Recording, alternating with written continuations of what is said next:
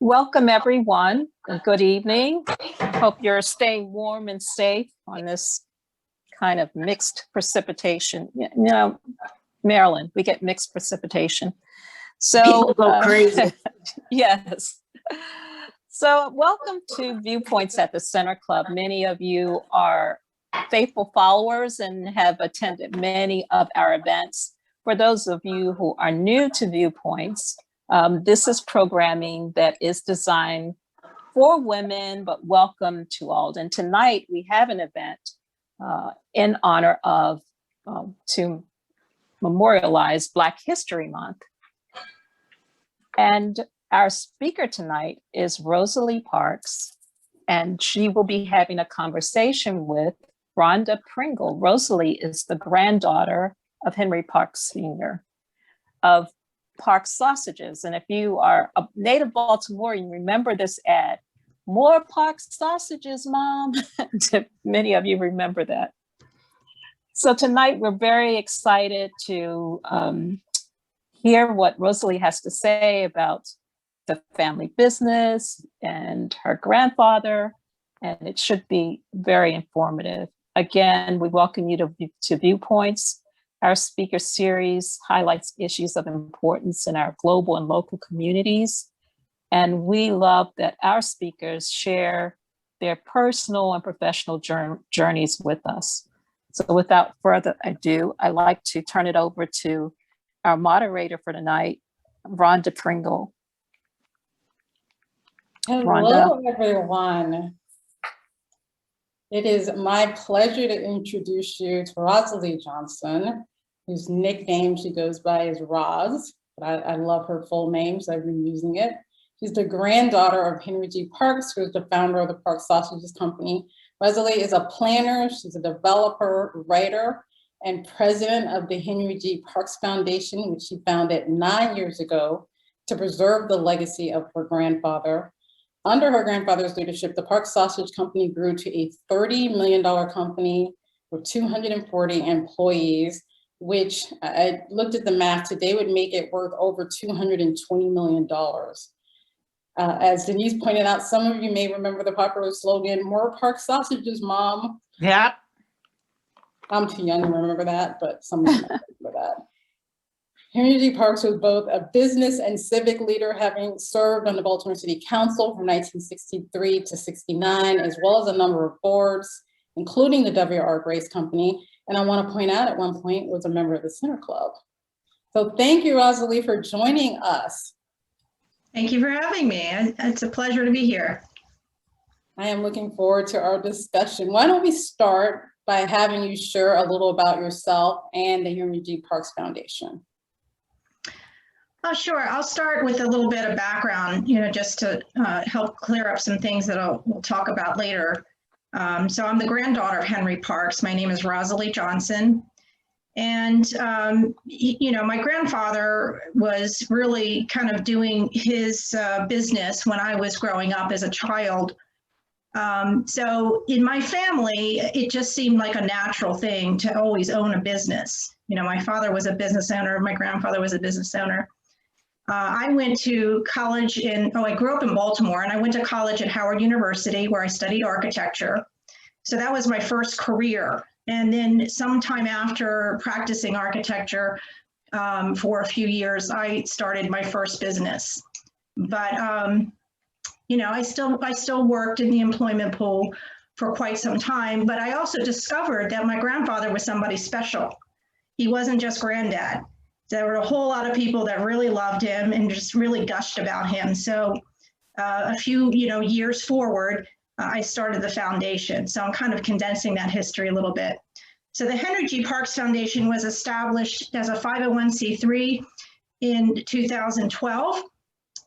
And it took a few years to kind of get to that point. So I started before that with research and interviews of people here in Baltimore mainly that actually knew or worked with Henry G. Parks Jr. And the mission of the foundation is to preserve and promote the legacy and history of Henry G. Parks Jr., the founder of the Parks Sausage Company that was here in Baltimore, Maryland, to inspire future generations of entrepreneurs. So I hope that gives you enough background. No, I think that's great. I actually want to expound on that a little bit more. So specifically, I know how important it is for you to preserve your grandfather's legacy, but why is it important to the community overall? Well, entrepreneurs are real important to the business community. And I think, anybody who either owns a business or has wanted to own a business or really studies, business ownership or entrepreneurialism, you see, what an important element it is in the economic system. It really, can advance innovation, and it can do a lot of other things too. So my grandfather, Henry Parks, was a true entrepreneur, and he knew that he could really have a lot of influence in not only the business community, but in the Black community, in the political community, in the corporate community. He knew that owning your own business, a successful corporate business, could have a lot of influence. And that's what he was interested in doing. And I think that's still true today. Mm-hmm. When you see companies that we are so familiar with in our everyday lives, like if you think of something like maybe Amazon is one that comes to mind for me, how much influence do they really have, not only in the consumer side of things, but with their own employees? They can actually influence the lives of the people they employ. So before we get into more details about his business and civic accomplishments, I want to just talk about who he was a little bit as a person. I know you grew up here in Baltimore, but he did not grow up here as a Baltimore native. So maybe give us a little bit background on where he grew up and then what he was like. Well, he actually was originally from the South, and his family migrated from Georgia, during the Great Black Migration of the early 20th century. They were looking for a better life. They were looking for better opportunity. They were looking for less restrictions for Blacks. So they moved to Ohio. And at that point, he was a baby, but he grew up in Ohio, and that's, where he called home. Ohio was, I guess kind of considered in the early 20th century as, part of the promised land for the migration of Blacks moving north, because it was, it was in a state that did not hold slavery. And, it was thought just to have a lot more of a liberal lifestyle.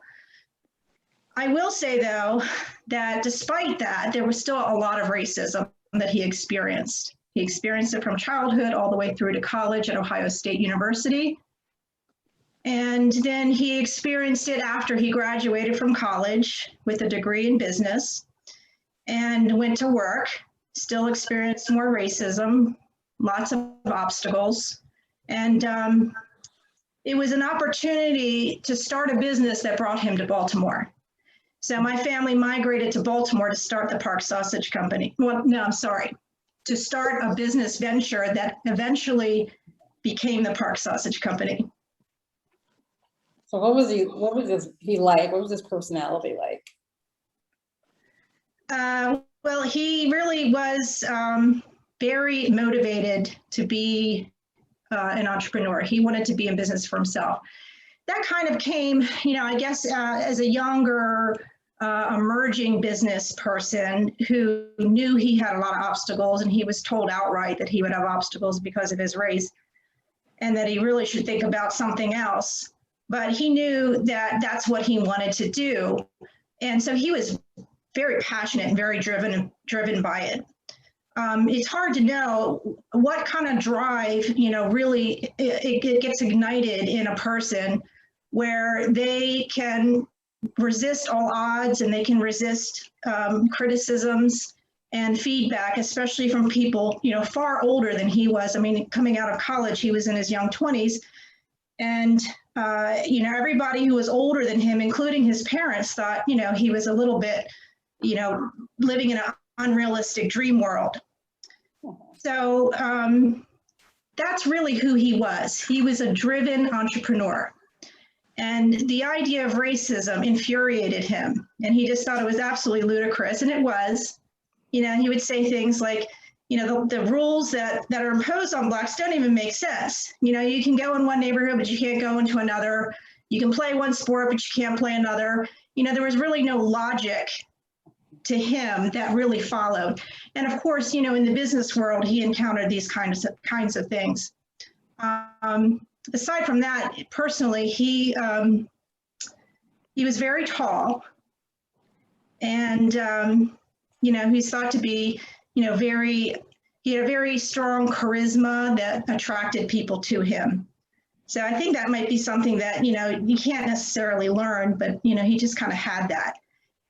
He also had a deep voice that, you know, kind of commanded attention when he spoke. So that was helpful. And, you know, he was just really kind of an all around exceptional person in so many ways. You know, he excelled at so many things that he put his mind to. And, you know, that's kind of who he was. He was really kind of a special person in a lot of different areas.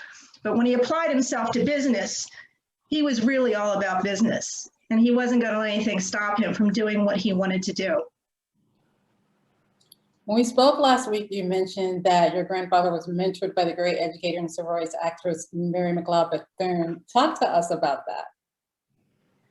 Oh, yeah. Well, actually, Mary McLeod Bethune was a good friend to Eleanor Roosevelt. They kind of, you know, had this ironic relationship, friendship. And they both admired each other and respected each other. And if you don't know much about Mary McLeod Bethune, I'm just giving you a little bit of background about her. And anyway, Eleanor Roosevelt was, of course, the wife of the president at the time. And she was very instrumental in promoting the National Youth Administration through Roosevelt's New Deal program. So this was to give employment to people after the Depression. Mary McLeod Bethune had influence with Eleanor Roosevelt to make sure that some of that got funneled into the Black community so that Blacks could have part of that employment opportunity. So my grandfather, when he graduated from Ohio State, he signed up to work with the National Youth Administration in Cincinnati, Ohio. Now, I mean, really, if you looked at the comings and goings of my grandfather the way I do, he was traveling all the time. Wherever there was opportunity, he went to it. So he's now going from Dayton to Columbus to Cincinnati, you know, probably several times a week, maybe even every day or every other day. So in Cincinnati, he joins the National Youth Administration. He meets Mary McLeod Bethune, and they you know, just have a kind of a special interest in each other. And of course, you know, he's probably all of 24 years old at that time. And he really admired Mary McLeod Bethune. She imparted some wisdom to him. And I think what she really did is she inspired him to not give up on his dreams or his vision to achieve success in business.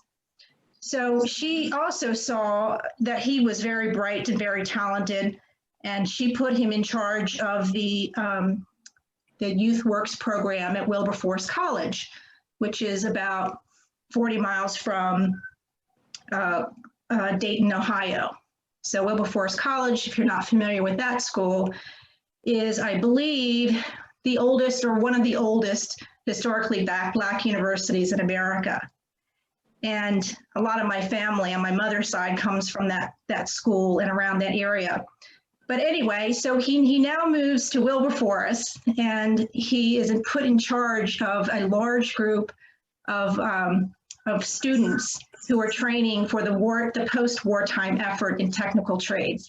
So this is really how he started getting an introduction into workforce development.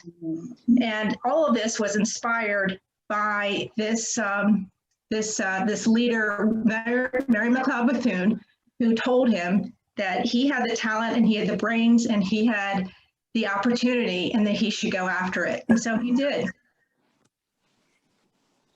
So when he died, there were many really great things written about your grandfather. We saw articles in the Sun and in the Washington Post and the New York Times. And one of the reasons I'm so happy we're having this discussion today as we celebrate Black history is because Henry D. Parks' legacy has been largely unknown. Why do you think that is? Well, you know, honestly, some of it, you know, kind of makes me wonder too. But, you know, it's my opportunity to bring him forward and make him shine. And I love doing it. But I can say, you know, rolling back the clock to when he was alive and when he was operating his business. This was the 1950s when he got started here in Baltimore. There was racial segregation in Baltimore. There were Black neighborhoods and there were white neighborhoods, and the two didn't really cross over. So, of course, the Black neighborhoods, you know, you did all the, if you were Black and in the Black neighborhood, you did your shopping in the Black area of commerce, predominantly Pennsylvania Avenue. So, I'm sorry, go back to the question, please. I don't want to. Just in terms of why his legacy has been relatively unknown when you look at all of the things he accomplished. Okay, all right. So now just imagine, you know, if you didn't live in that time period, which, you know, probably most of us didn't, and you didn't understand what it was like to live in a segregated Black neighborhood. You know, if you were a business owner, a Black business owner, you could only do business within the Black neighborhood. And that's kind of, you know, what was expected, and that's what transpired for the most part. There wasn't necessarily a written rule about it, I don't think, but that's just kind of how it all played out. So that's how he got started in West Baltimore. And I'm sorry, the question again, Rhonda? Well, and I think you've answered that, and that's largely, you know, yeah. I So, think what I'm hearing from you in terms of why his legacy may not be as known is kind of stems from where he started and the segregation that kind of existed. But it also leads me to this other thought, which is the whole marketing strategy behind the Parks Sausage Company. And I think what stood out, because he really was a marketing genius, was he really had a marketing strategy that appeared to all races.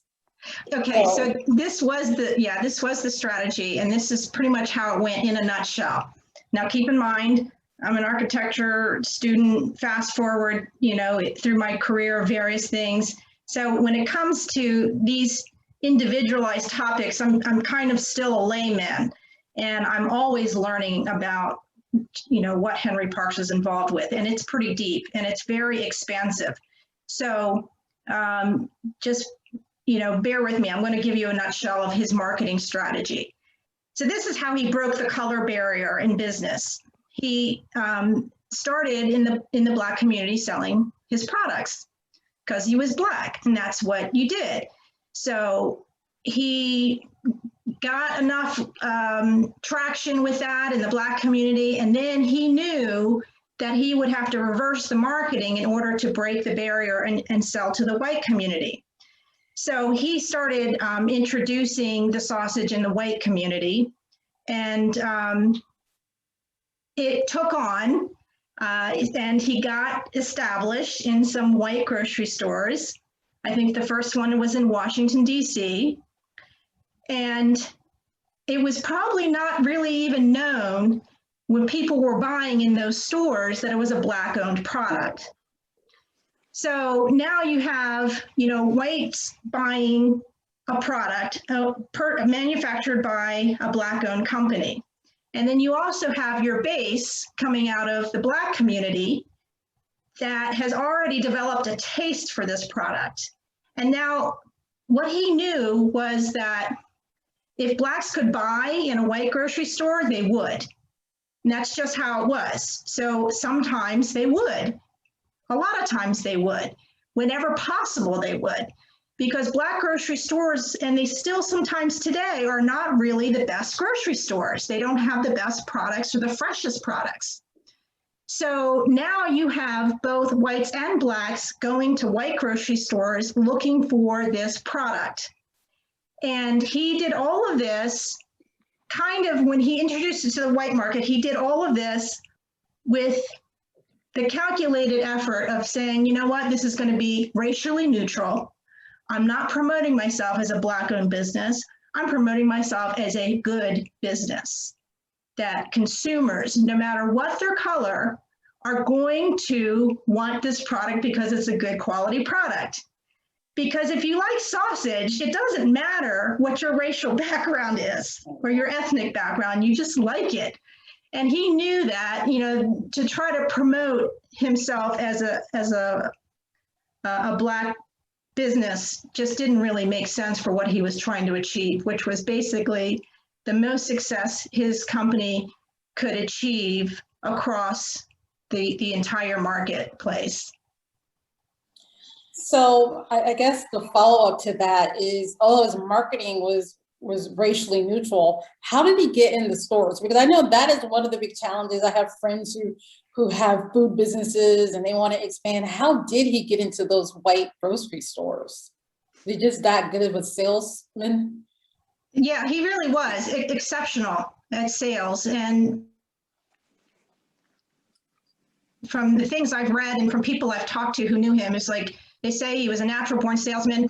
I don't know if that's true or if he just developed it, but he knew he was good at selling, because I have quotes from him where, he just said, I could sell, anything to anybody. And, it was almost like he had that moxie, and good salespeople have some moxie.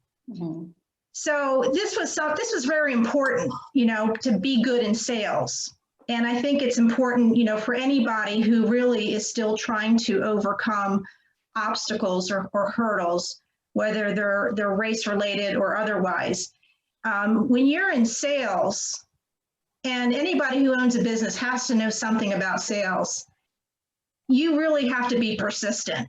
And you have to identify obstacles, and you have to be tenacious, and you really have to be willing to keep going to get the target of what it is you're trying to achieve.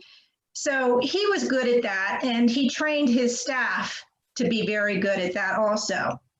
Now, there were, of course, racial issues that came up, and he had to deal with that too. And of course, he had to train his staff how to deal with that. And I think, back to one of your previous questions, Rhonda, why this is still important, why this is still relevant, is that, if you really want to succeed in business, you just simply can't let race be a reason not to succeed. And that's what he believed, and that's what he trained his salesmen to believe. And he also had a very racially diverse company.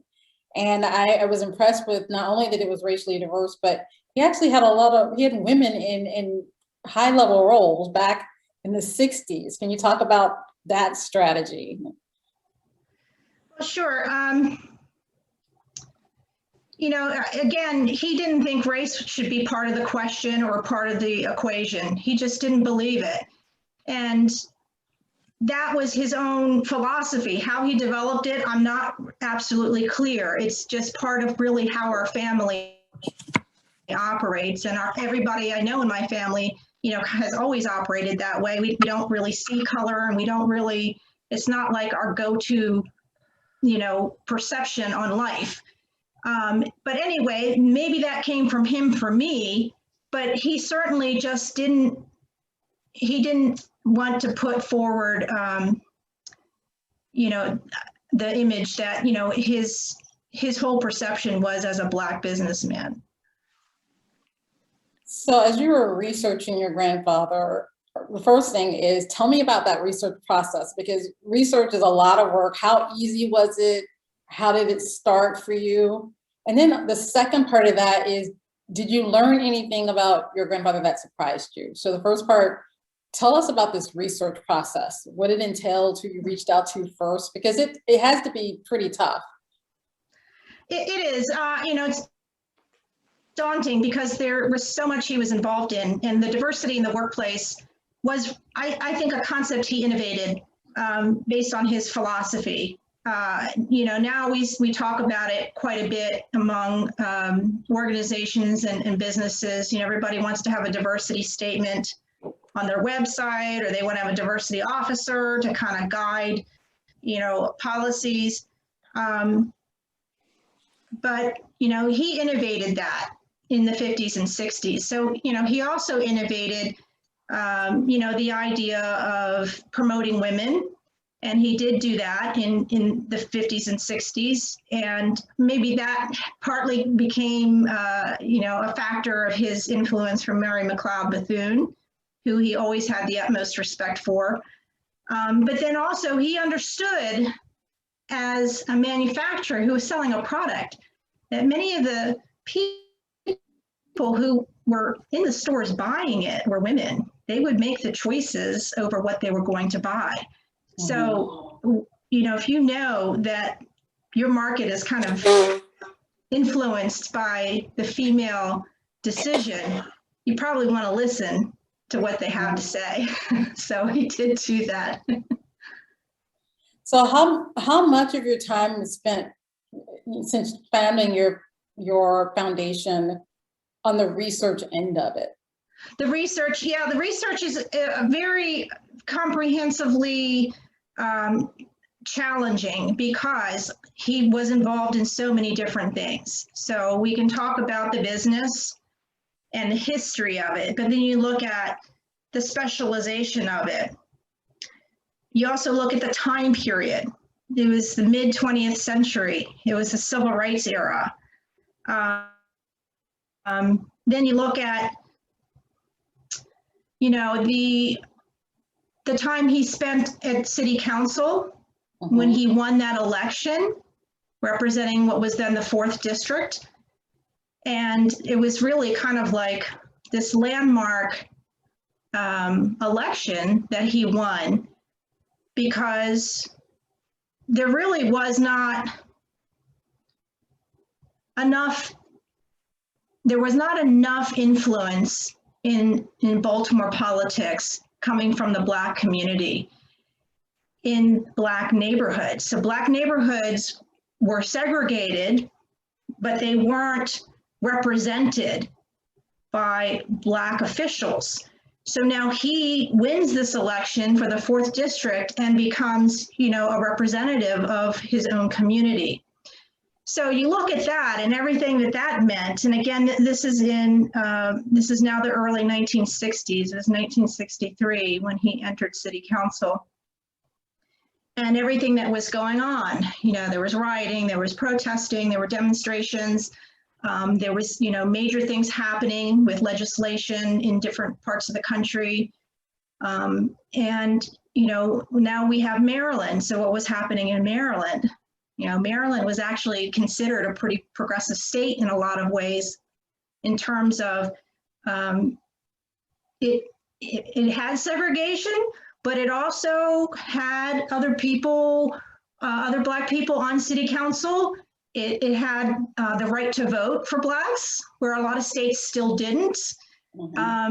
So Blacks had access to certain rights, even though there was segregation that a lot of other states in the 1960s didn't have. So trying to digest all of these different topics and pull them all together and say, my God, this man really did a lot with his life. And if he had lived another 10 or 15 years, I can't imagine what else he would have done. Because really his life was cut a little short, in my opinion. So it's interesting that, at the crux of his success in business is why politics. Politics is such a hard, right? Taxing career. So why politics?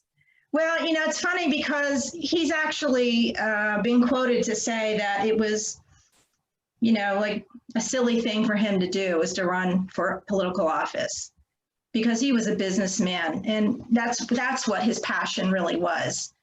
But again, the time period as a businessman, he was restricted in ways based on his race that inhibited his business. So he saw the obstacle and said, you know what, I'm gonna do something about it. Not just for me, but for the Black community, because this is ridiculous. Enough's enough. And when he got to city council, he did advocate for legislation to, help Blacks in business. I mean, like public accommodations was a topic that he was very vocal about, as well as, transportation, and, various other things that were really related to, can Blacks really freely be a part of the economic system? Because if you can't go into a restaurant for a meeting with would-be colleagues because of your race, you're going to miss out on some important conversations and probably some important decisions, Right. and important relationships that could be forged. So was there anything that surprised you? Maybe, you didn't know, didn't expect when you were doing your research? Or that it particularly even impressed you with what he accomplished? The whole gamut is what surprises me, is that he did so much in such a little bit of time. It also surprises me, that so many people don't know all the things about him. There's still a lot of people who don't know that Park Sausage was started by a black person. Mm-hmm. And it's funny because it really wasn't until he entered politics that anybody really knew, other than his direct consumer market in the Black community. And so when he entered politics, that's when people are like, oh, Park Sausage is a Black-owned company? Mm-hmm. It may have helped him win the election. It may have. I don't really know that Henry Parks, or the owner of the Park Sausage Company, was running for office. But, maybe people were voting for him thinking he was white. I don't really know. But that would be another part of research to kind of delve into, to kind of hone in on that topic. But yeah, all of it, Rhonda, really surprises me. I love researching him and bringing these facts to life, and really honing in on the research, because the whole thing I just find fascinating. So before we get into the company, I still want to stick with his work in terms of civil rights activism. Can you share with us a little bit more about his work on the council, and particularly his relationship with Mayor Schaefer? Oh, sure. Well, he and Donald Schaefer met in city council, and then, of course, Donald Schaefer became city council president, and then he became mayor. So, there was like a succession of time that preceded Schaefer being mayor, where they interacted with each other and got to know each other, as colleagues in city council. So they actually liked each other quite a bit, and they were, I think, more friends. And that was part of, Henry Parks' success, is that the people that he worked with, and that he really respected, he became very friendly with. And somehow he was able to be disarming when he wanted to be. When he wanted to be, I guess more confrontational, he had no problem doing that. But he could also be very disarming, especially around whites, who really kind of needed that in order to listen to what he had to say. And in that vein, Henry Parks really became, what was considered as the voice of reason in a time of great turmoil. There was a lot of civil unrest. There was a lot of hostility. There was a lot of bigotry. And, sometimes people, when they get into bigotry, they don't even know why they feel the way they feel or think the way they think. It almost like feeds on itself. Well, then you come along, and Henry Parks comes along and, says, you know what, let's talk about this and be rational. Let's have a rational discussion about what's going on here. And he was able to somehow be that voice that other people would listen to, and it made more sense why civil rights was necessary, equality was necessary, and these silly restrictions didn't make any sense and didn't have any place in our country. So a lot of people did not realize that the Park Sausage Company was the first Black-owned company listed on the New York Stock Exchange all the way back in 1969. There are currently just 5 Black-owned publicly traded companies today. So what does that say about the state of Black entrepreneurship and what your grandfather accomplished? Well, my sources have said different things about, the public trading for the Park Sausage Company. So, I really want to hone in on that research further. And, these things can take a tremendous amount of time. And then, it's really, the more the time goes on, the easier it is to get it digitally, I found. Because when I started this, years and years ago, you didn't have as much information online. But, what was significant about his company going public? It was just not something that was commonly done with Black-owned businesses in 1969. And he, really was kind of an intellectual when it came to business. I mean, he really studied it. It wasn't like he just got lucky and his business took off. I mean, he really, applied himself intellectually. So his public offering came out in 1969, and it was to raise capital primarily to build the new plant that he wanted to build. And he did build it, and it's in this picture right behind me.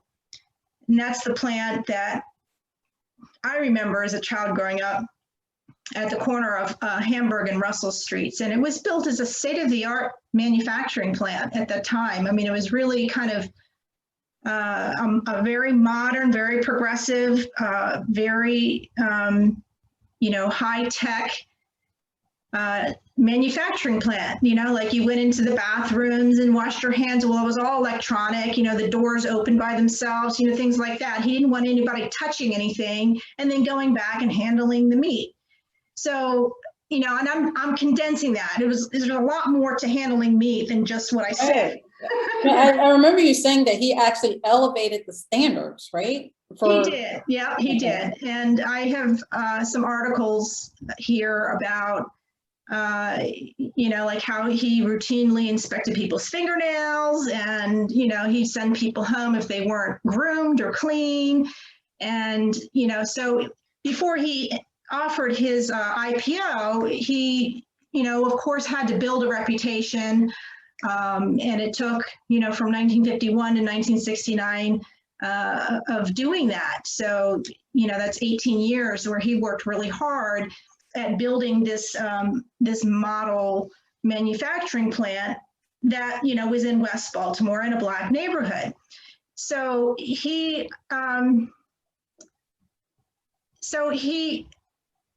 was able to do that by being very meticulous about everything. So the initial public offering came out, and it was very successful, and it traded very well, and it traded on a national basis. And that seems to be really the most remarkable thing, is that it traded on a national basis. Mm-hmm. And he was able to raise the capital that he needed, to continue with building the plant. Now, of course, he also by that time was able to get some loans, but the loans themselves, probably pose, just as much of a challenge as, offering an IPO. That's really? I think so. Yeah, at that time, banking for Blacks was very difficult in terms of getting loans, especially commercial loans. So, yeah, getting a commercial loan for his business, I think, may have been just as difficult as getting the IPO out. Wow. So one of the other facts that most people don't know about your grandfather was he was a big supporter of the Arena Players. For those that may not be familiar with the Arena Players, they're the oldest African-American community theater in Baltimore. Talk to us about his involvement. Okay, well, a little bit of history. This is interesting. And this is why, I just find him a fascinating person, not just because he's my grandfather, but maybe that's part of it too. He, in his early career out of college, if I can share a little bit more history, if you don't, do we have time? Okay. So he first started working after the National Youth Administration. He went to work for Pabst Blue Ribbon. And he really convinced Pabst Brewing Company to hire him because they just didn't hire that many Black sales reps. But he convinced them. And he convinced them by producing an entire marketing plan that was brilliant. It was genius. And he, he's probably 25, 26 years old. So he basically expanded that product from its region in the Midwest all the way to the West Coast and became like top salesman of the year and, got some accolades, but they wouldn't give him a raise in pay and they wouldn't promote him. He asked to be management. And they said, no, we can't promote Blacks. If we do, the white people will quit and leave. I mean, that's the kind of hostility that existed. And this is in the Midwest. This is not even in the South. So he left Pabst and he said, well, forget it. If you're going to treat me that way and have that kind of ridiculous company policy, I'm going to go work somewhere else. So he did. And he took on a couple jobs at that time, but one of the jobs, they weren't really jobs, actually. He negotiated a partnership into these companies. So he negotiated a partnership into two companies, one of which was a talent and promotions company for Black entertainers. Oh. And this was in New York. Now, remember earlier I said, he was constantly on the move, and wherever the opportunity was, that's where he went to. And he would travel, and he traveled by train predominantly. So now he's, still based in Ohio, but commuting back and forth to New York and Manhattan, where he sets up an office with a fellow named William Graham, and they have this talent promotions agency. And, they thought, well, maybe they have a niche market here because, Black talent needs promoters and they really should have Black promoters. And at the time, a lot of Black talent was promoted by Jewish promoters. So they thought they had a niche and, they had something special, and they actually did have, some good bookings, I think. But I think Henry Parks, he was younger than William Graham, and he was given like the lesser accounts, and he was immature, so he didn't really quite know how to navigate all that yet with his partner. So probably his most successful talent that he promoted was Marva Lewis, and she was the then wife of Joe Louis, the famous boxer. So anyway, he traveled around with his talent, and Marva Lewis especially, she traveled pretty far in the country, and I'm almost sure they used the Green Book with all their travel. And he just saw what a hard life it is to be in entertainment. And he really admired entertainers. And so he was a promoter. If you're going to promote something, you probably should like what you're promoting. And I think that lasted with him, even though he got out of that business and he just thought, this is not going to be a lucrative business for me that I want to be a part of for whatever reason. He just didn't take to that lifestyle. And he left W.B. Graham and he sold his interest back to him and focused on other things. But he always had a love for talent on the stage. And, I think that just lasted. And when he encountered arena players here in Baltimore, he thought, it was something that he could support wholeheartedly, because he had a lot of appreciation for entertainers. And,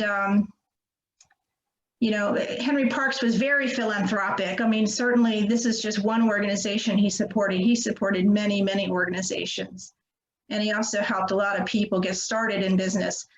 But, Yeah, arena players was kind of like, yeah, where does that fit into the sausage business? How does that fit? Well, it doesn't really, except that he just liked going to shows, and he really appreciated the talent that came along with entertainers. So I know you mentioned earlier he was very naturally a very passionate person, and certainly very philanthropic, civic-minded, business-oriented. What was he the most passionate about? Well, honestly, his biggest passion was being an entrepreneur. And, you know, I mentioned when I introduced myself that, you know, I started a business kind of young, you know, but I've never been successful like he's been. I mean, it's just like he was just successful, you know, starting from nothing, you know, selling sausage out of the back of his car to, you know, being one of the largest Black-owned companies in America at that time. You know, all the sort of things that we've talked about. But yeah, he was really passionate about being an entrepreneur. And that's why he liked helping other people with their businesses too. And he did help a lot of people. But he really, you know, because being Black was very personal to him, he wanted to help other Blacks especially. So that's really what he focused on. And he focused on helping the Black community. And he was very passionate about that. One of the organizations that he helped with by serving, I think, on their board, let's see, it was called UNC Ventures. Yeah, he was the board of directors.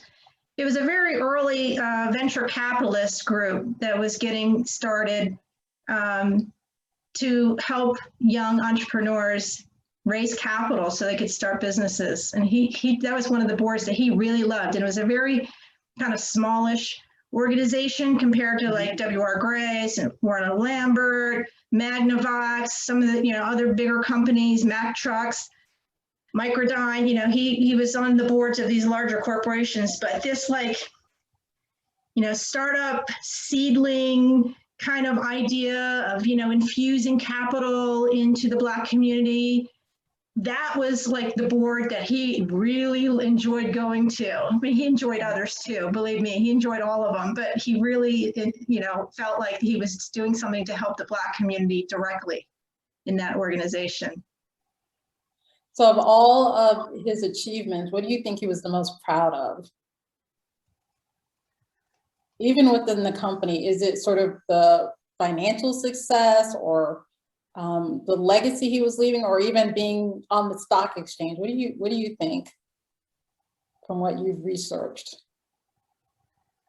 It's hard to say, you know, if there was one, you know, but there probably are a few top ones. And, you know, certainly the way he built up his company, because, you know, as we talked about earlier, he kind of innovated this idea of diversity in the corporate culture. And he was intentional about it, you know, and it wasn't like,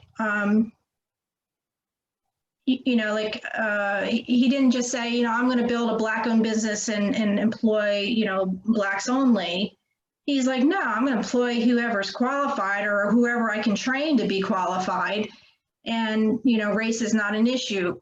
So it was really a matter of, you know, who would work for him as a non-Black. And there were a handful.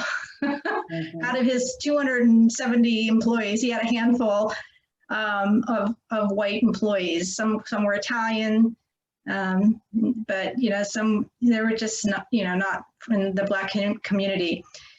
So to do that meant that he had to be very precise about creating a corporate culture. Because this is an innovation. Nobody was doing this. So how do you do this and do it successfully?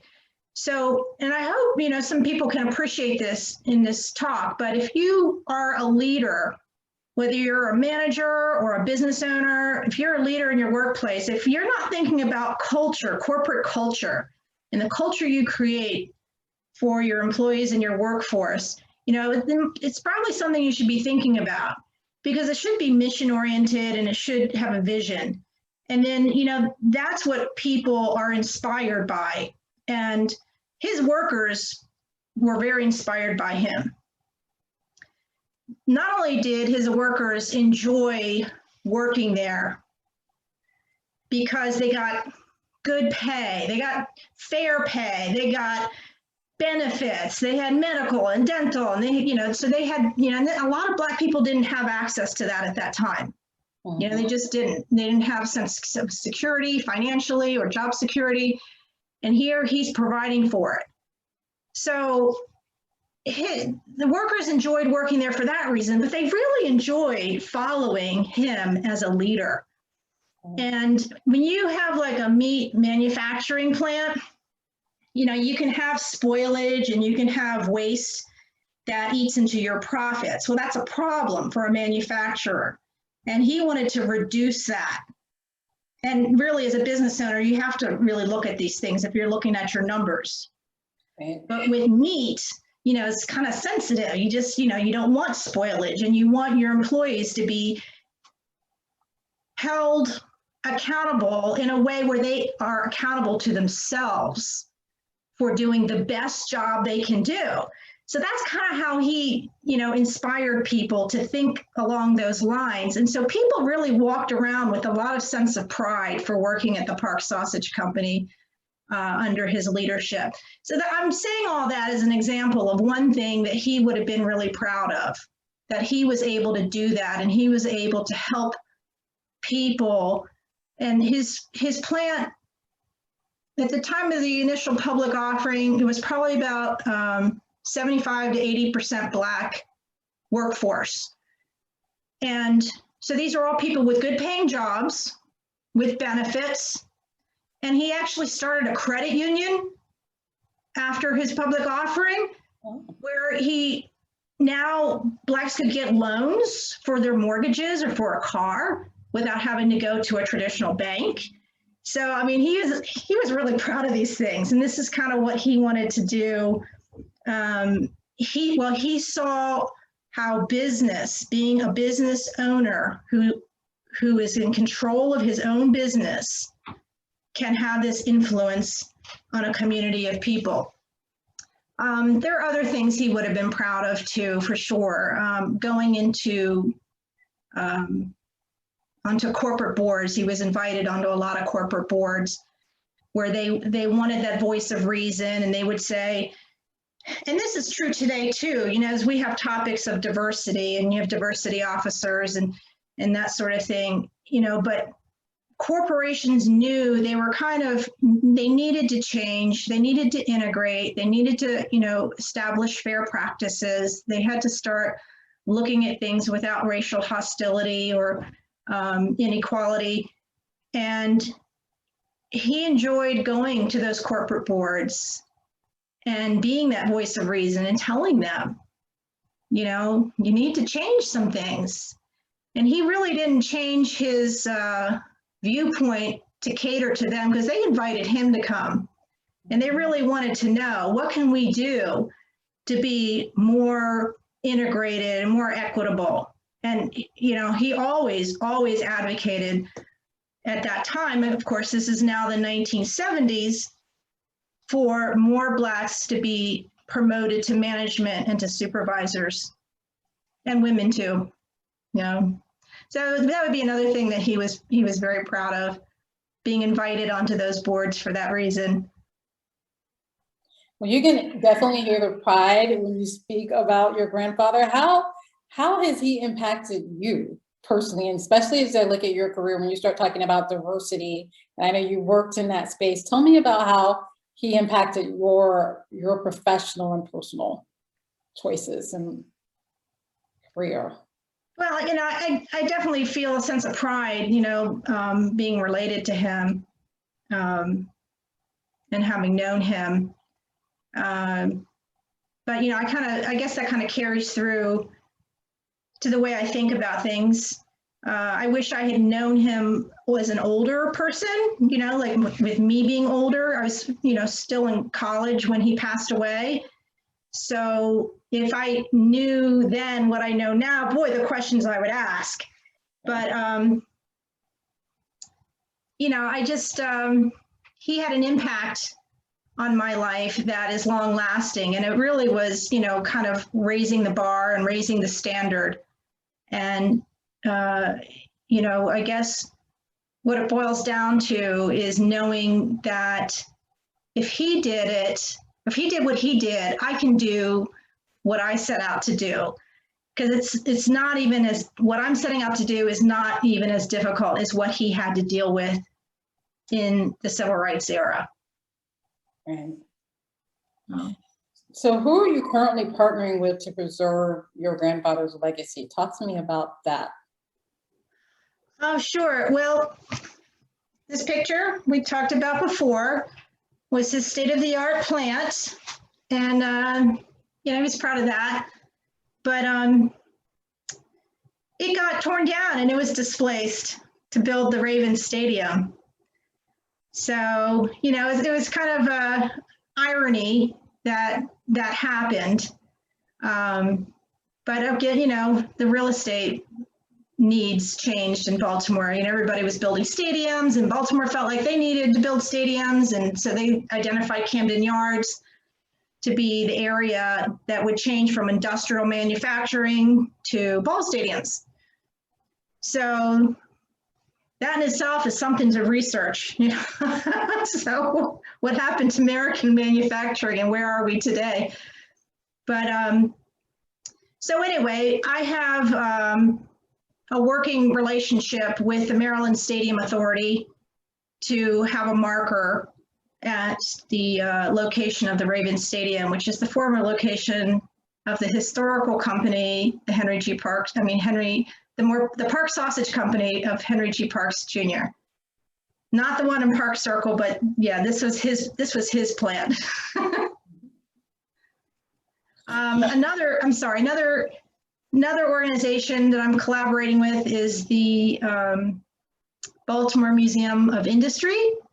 Wonderful group, and you know, wonderful museum, really focused on you know, Baltimore industry. So this is a topic that excites them.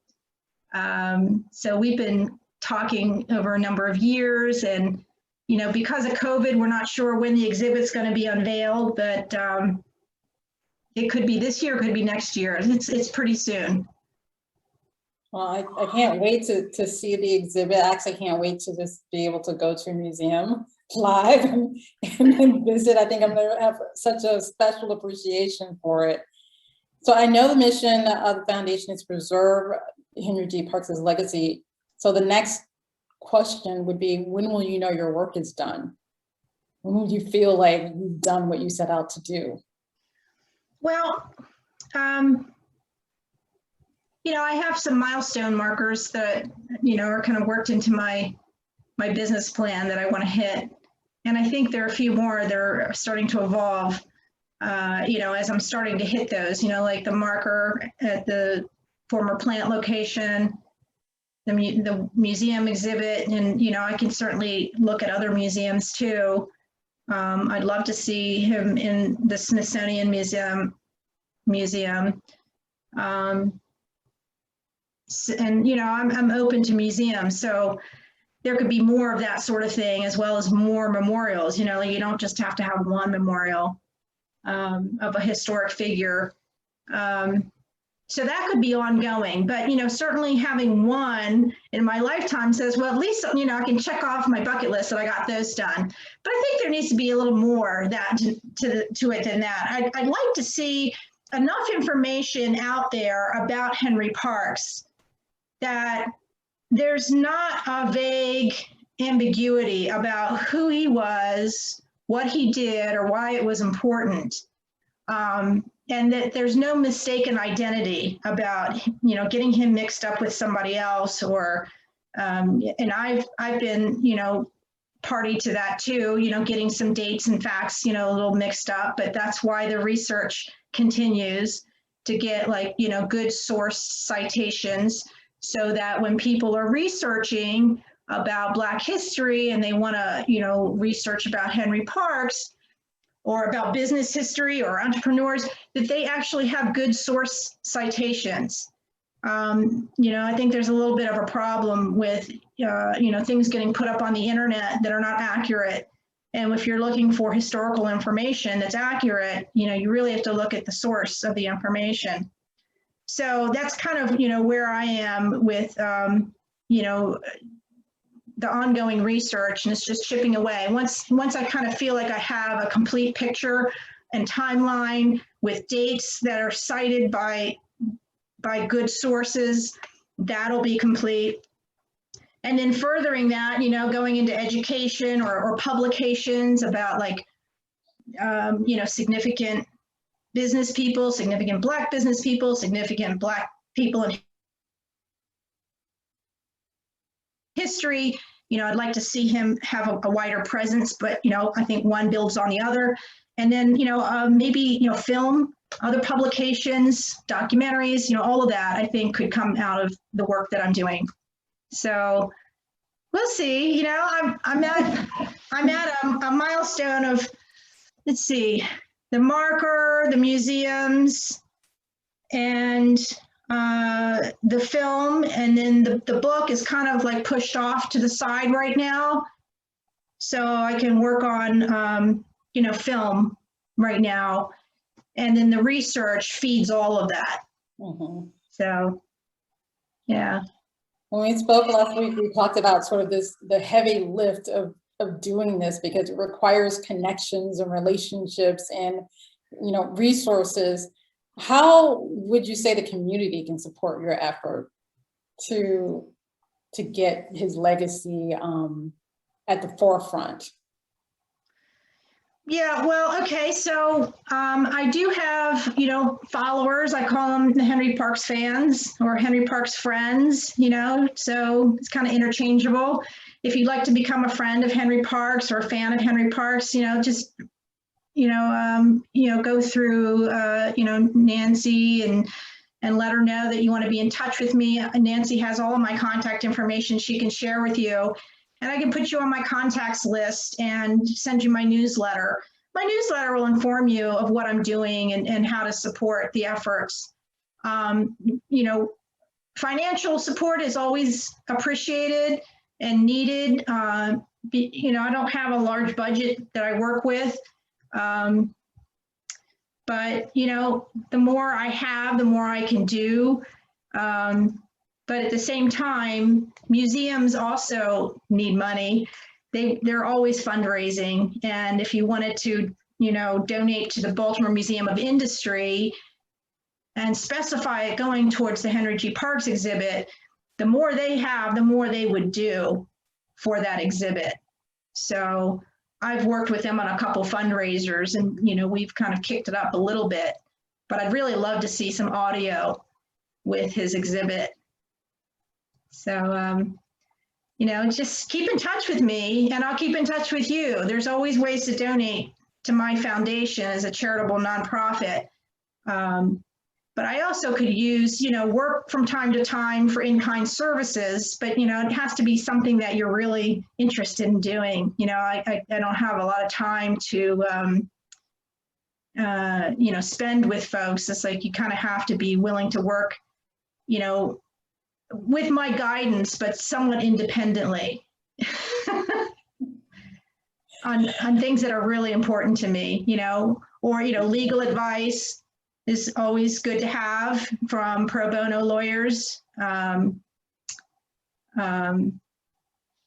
Anybody in communications, or if you have a bent towards political science, or you like to do research and you're willing to help out.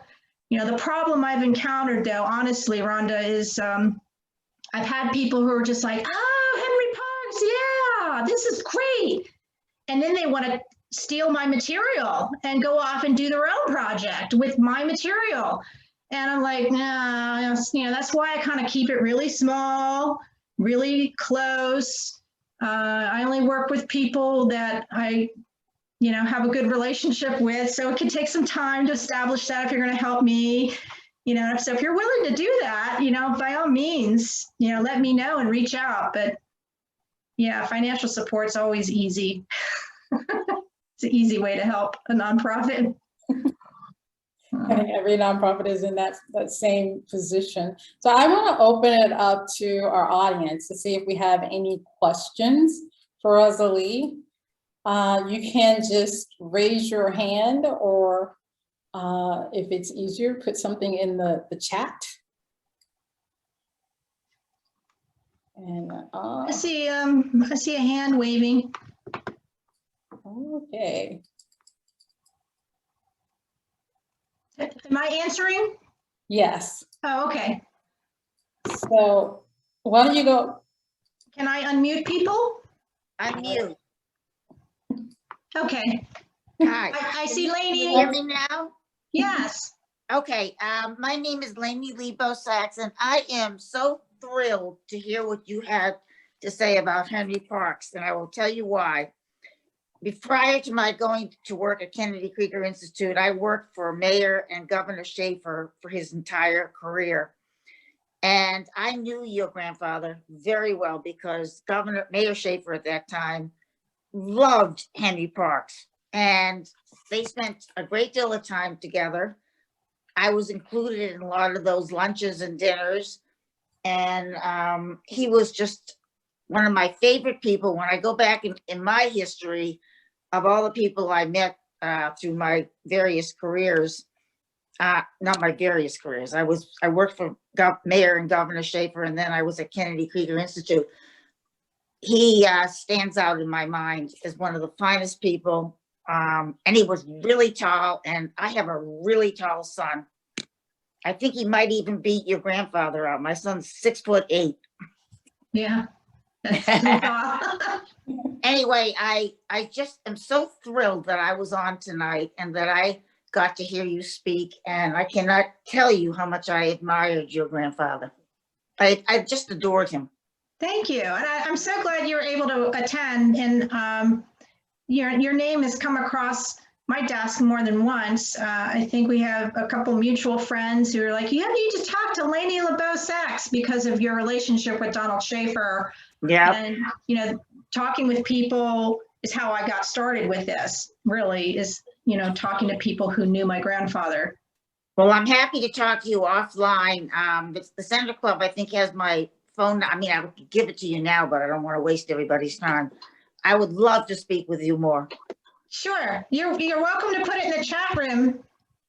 I'm not sure. I know I'm not that good with doing stuff like that. It's okay. How do I do the chat? I mean, I don't know how to do it. Lainey, I'll make sure that she gets your contact information. Thanks, Nancy. I knew you would jump in. Of course. Thank you. And I am going to share the information for how you all can get in touch with Rosalie, and as well as the foundation information. So I will send that out as an email tomorrow so that you all have access to it. So Jason Bernardi has a question for you. Okay. Rosalie, thanks for this evening, and it was great when we met you last year, this time as well. In the category of Smaltimore, I'm wondering, I'm a member of Kappa Alpha Psi fraternity, and one of our internationally known Kappa brothers pledged back in 1940 at Wilberforce, and his name was George F. David III. And George F. David began as an engineer in 1968 at Park Sausage and helped Mr. Parks build the company, right, all the way to 96. I just wonder if his name ever came up. Do you know of him? Oh, absolutely. He was, one of my grandfather's executives. Awesome.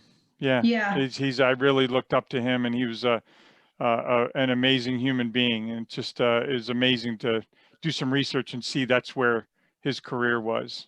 Yeah, well, I mean, if you have the inclination to share your stories, again, they all kind of feed, the narrative of, I mean, George David, he really was instrumental in Park Sausage. He didn't just work there for a brief period of time. I mean, he was there for, a pretty long career, and he's somebody that my grandfather really depended on. I didn't know that George David was from Wilberforce.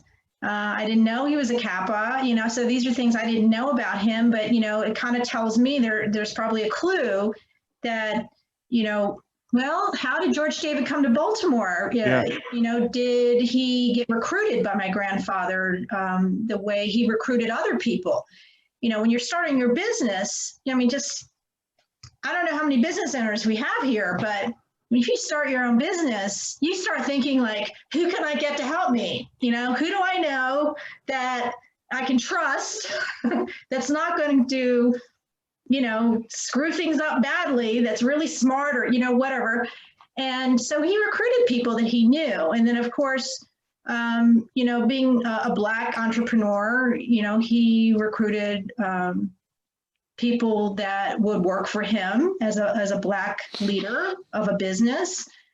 So he tended to recruit Blacks in the early days as his, his people to work around him and with him. So yeah, I would love to talk to you about George David and get to know more about his character.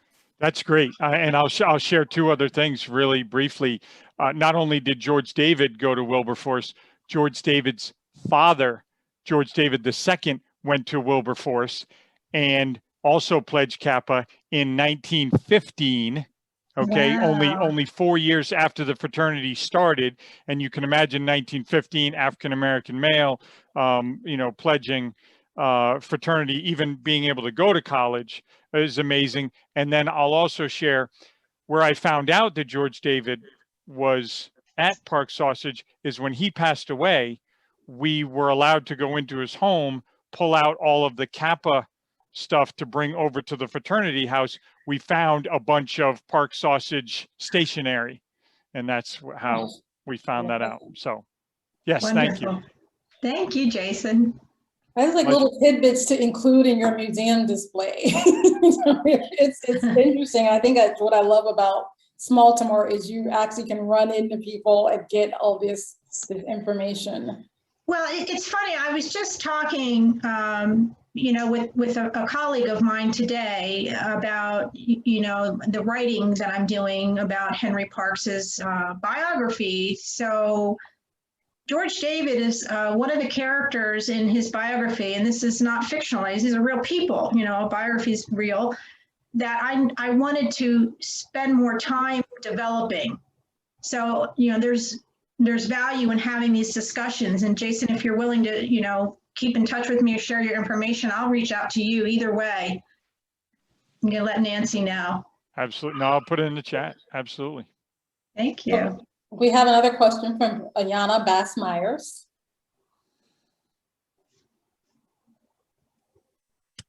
Hi there. Thank you so much. I am from Northwest Baltimore, and it was delightful for the plant to move to Northwest Baltimore and bring jobs up to my neighborhood, although having parks in Baltimore altogether was, oh man, such a great thing for the city.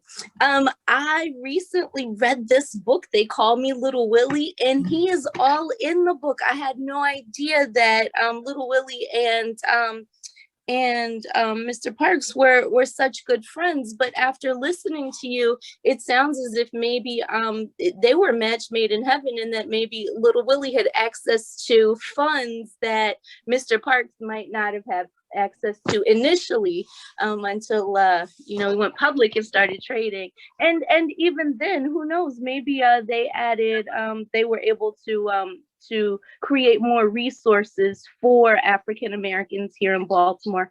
I just want to say thank you so much. I really enjoyed this. I learned a lot more about Mr. Parks, and now I'm excited to learn even more. Thank you. Thank you. Thank you. I didn't hear a question in there. Did you have any questions? Oh, I'm so sorry. My question is, did you know much about their relationship, Little Willie and Mr. Parks? Yeah, I've read the book probably 3 times, so it's very good. I know. Good to read. I have my copy here with all my tabs. And, I checked the sources on the citations, so Willie Adams was always around in my life, because he knew my grandfather before I was born. And I don't know how many people here know who Willie Adams is, but Right, good. I don't know that everybody knows who he is. Maybe tell us a little bit of who he is. yeah, so William Adams was, he was part of the Black community. Again, West Baltimore Black community had its area. That, that's the area where Blacks had their businesses and they, lived. And at that time, playing the lottery was not a state-run enterprise. The lottery was something people just did at the kitchen table with each other. And, it kind of grew into, like an enterprise in the economic underworld. And all the ethnic groups had underground lotteries. Baltimore had a lot of ethnic groups and ethnic neighborhoods. So I'm talking about the ethnic Black community, but there were other ethnic neighborhoods. They were all, like, this is where the Italians live. This is where the Irish live. This is where the Poles live. This is where the Germans live. And they all had their lottery bosses, and they all had their political bosses. So anyway, in the Black community, Willie Adams became the economic lottery boss. This meant he had a lot of people working under him, running the numbers, and that's what it's called, running numbers. So this was not legalized, but it was not frowned upon. And the police kind of like knew what was going on, but they didn't do anything about it. A lot of times they participated and they'd show up and, play numbers too. And it was just like something people would do. Willie Adams became this lottery boss and became so successful at it, he was extremely wealthy, became very wealthy. And he had money to spare. And he also had a passion for the Black community. And he was very frustrated by limitations placed on Blacks. He was from South Carolina originally, and that's in the book. But he also had, he didn't have access to education because from a sharecropping background. So when he got to Baltimore and, basically with nothing, and then became this extremely wealthy, influential underground influence who was able to navigate outside of the Black community in other ethnic groups with the other bosses. And they all collaborated with each other, and they all kind of had like their kitchen table talks about whose territory was whose and who was controlling their territory and keeping people in line and who was helping who. It was kind of interesting what Willie Adams was a part of. And he was particularly good at it. And he became a funding source for the Black community because Blacks could not get loans from traditional banks. I mean, even getting a mortgage on a house was, it's just like, there really was not an economic precedence for the Black community to establish credit worthiness enough to just walk into a bank and apply for a loan. So Willie Adams, he became a lending source. And Henry Parks, he had this similar situation with starting his business where he could not get a loan, and he knocked on all kinds of doors, and he was constantly knocking on doors. I mean, to the point where he even kind of, joked a little bit about it, about how many places he'd been thrown out of, and he just kept going back and applying again and again and again. But, at the time in 1951, he was really ready to start the Park Sausage Company, and he wanted to raise enough capital to get that started so he could buy all the equipment and get a facility and refurbish it. So Willie Adams helped with that. So, and I will, you know, he helped, but he also charged interest that was exorbitant. I mean, like it was really a lot. It was a lot then, and it'd be a lot now. I think now it just wouldn't even be legal what he charged in interest. But my grandfather paid back all of it, and got his books in perfect condition. So when he had that initial public offering, you know, there was really no trace of Willie Adams' money being part of the company. Thanks for asking about it. It's a good book to read. Yes. I think I don't see any other questions. So Rosalie, I want to thank you for your time and your insights. I think it's been fascinating. I certainly learned a lot just through this process. And I hope everyone else enjoyed it as much as I did. And I want to thank all of you for joining us on this cold evening. I hope you're all somewhere safe and warm. And I want to wish everybody a good evening. Thank you, everyone. I really appreciate you coming on this snowy night. Thank you so much. Thanks, Lainey. I look forward to talking with you. Oh, I can't wait to talk to you. Good. You Thank too. you all. Anybody else, let me know. Bye. Thank you. Bye-bye. Thank you, Roz. Welcome. Bye-bye.